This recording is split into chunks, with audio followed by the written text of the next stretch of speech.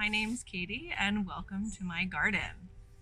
Today we're going to be talking about transplanting. I grow food at Elemental Farm, which is a part of Halliburton Farm. I'm a big good food enthusiast and I'm especially excited about the Get Growing Victoria Seedling program that we have going on this spring. The first thing we want to talk about is the timing. And there's a few different things to consider when you are planting your seedlings, and one of the most important things is the time of day that you're planting. You want to make sure that you're not planting in the heat of the day, so around 3 o'clock in the afternoon. This could drastically stress your plants, and you definitely don't want to do that to your very small teeny seedlings. So my preferred time of the day to transplant my seedlings is late in the afternoon or the evening when it's a little bit cooler outside and the plants have the longest amount of time to recover in the cool evenings and overnight. Or if you don't have that option, early in the morning. However, try and do it as night as best as possible.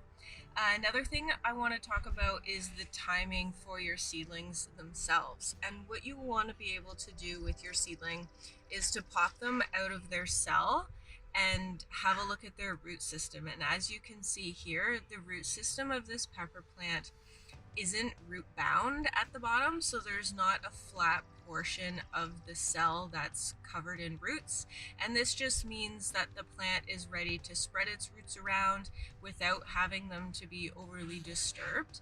If you do encounter a plant that is root bound, it's not the end of the world. All you would do is try and tease out some of those roots very gently.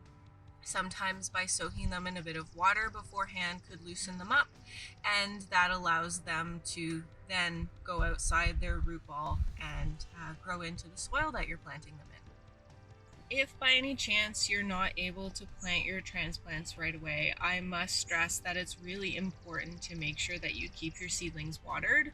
They're only able to access the amount of water that's in their cells, and those can dry up rather quickly. So just keep an eye on them and make sure that they're not risking drying out. So the next thing that we're going to do is start a root ball soak. And I use a root ball soak for all my plants regardless of what type they are. And I feel like this just helps give them a bit of a boost when they go into the ground. It gives them a little bit of an extra bit of nutrition. So I use this product called Liquid Kelp, and I've purchased it in Oak Bay from a woman named Christina. She operates the Organic Gardener's Pantry, and she has a wide variety of products that are really helpful for organic home growers. And as farmers, we use some of her products as well. So I just put a small amount of my liquid kelp in a shallow pan. You can use this from you can use a bowl from your kitchen or a bucket or something like that. It is indeed food safe, so you don't necessarily need to worry about getting it on your own dishes. And I've just created a little bit of a soak, and the next thing I'm going to do is take my seedling out of their cell and allow them to sit in the root ball soak for a little while. And this just encourages the roots to tease out a little bit. It also allows them to soak up a little bit of this extra nitrogen, which will help them bounce back relatively quickly after when we're done transplanting. So while my roots soak in the root ball soak, I'm going to go to my freshly prepped bed here. And a lot of people like to plant into holes. I prefer to plant into furrows. I find it to just be a little bit more efficient, and then I know I'm getting everything in a relatively straight line. So I dig out my furrow or my row, and I just take a little bit of my snazzy organic blend granulated fertilizer. I purchased this from Integrity Sales, which is just up on Keating Crossroad in Central Saanich. It's really great. I love that it's quite complex. It's a mild fertilizer, and I use it for all my crops that I transplant. It just gives them a little bit of extra food while they're getting established.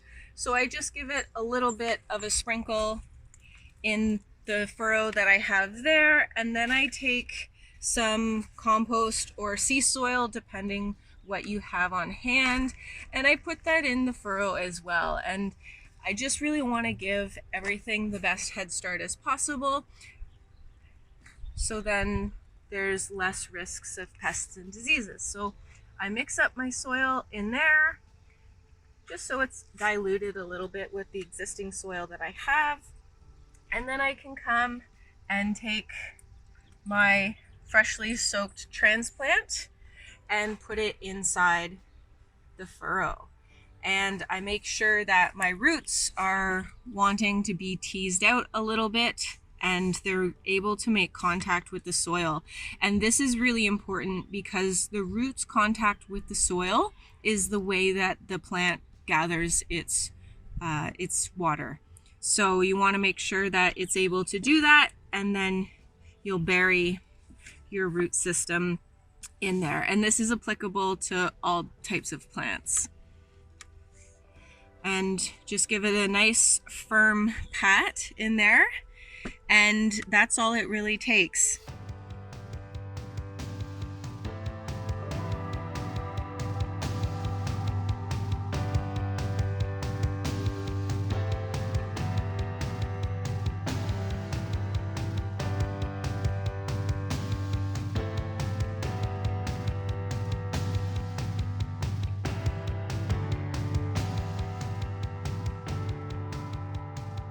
So the last thing we want to do once we have our transplants in the ground is just make sure that they get a really great watering.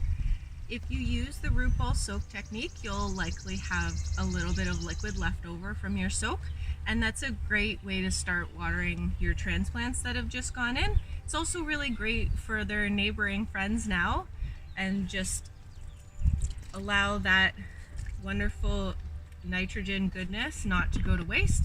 You can always water by hand with a hose or a watering can, but make sure that you give your transplants a nice deep watering, and that'll help set them up for success. So I hope that you've learned a lot about how to transplant in home gardens. I appreciate you taking the time and watching this video, and I really appreciate taking the opportunity to consider growing in your backyard as well. If you'd like to follow us, follow the hashtag #GetGrowingVictoria and take a picture of your own transplants and share it with us. Thanks very much and have a great day.